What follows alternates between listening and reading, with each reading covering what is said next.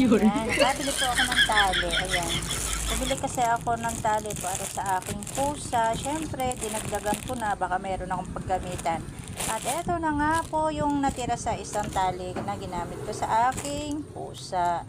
At gagamitin ko ngayon to sa paggawa ko ng balag sa aking ampalaya. Ayan, meron akong tanim na mga ampalaya. Diba, gawan po natin siya ng balag. Gumagapang na kasi siya dito sa ating tawag dito. Wow! Atis. So, ayan. Ilang puno din po yan. Ayan o.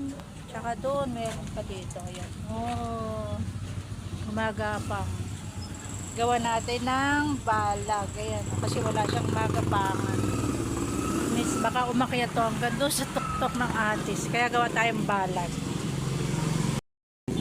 Ayan. Gumagapang na siya. Dito pwede ko siyang pagapangin, di ba? At saka, ayan po. Oh. Ayan, gumawa na rin ako ng mga tali na pwede kong dugtungan ng tali nito. Ayan, ito. Yun, hanggang doon. Oh. Paikot siya. Gawa tayo ng balag dito, mga balag. May mga ginawa na akong mga balag-balag dyan. Gawa tayo. Para may kakapitan yung ating ampalaya.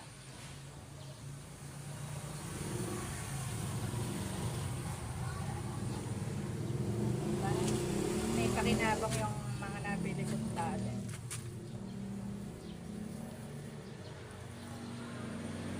Dinagdagan ko na para ako baka may pagkamitan ako, diba? Eto nga, may pinagkamitan tayo para may gapangan yung ating ampalaya kung lumago yung dahon, may gapangan.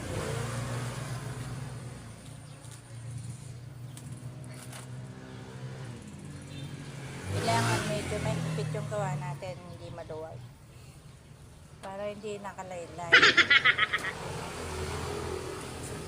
Ayan. Diba? Tali-tali.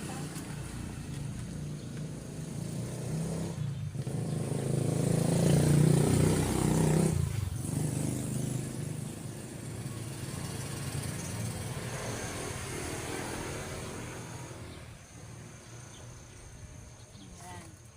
Ayusin natin ito mamaya. Malago na ang aking ampalaya. May bunga na rin siya. Ayan. Pinagkapang ko na siya dyan. Diba? Meron na tayong pipitasin kahit yung mga dahon-dahon. Ayan. Dami oh.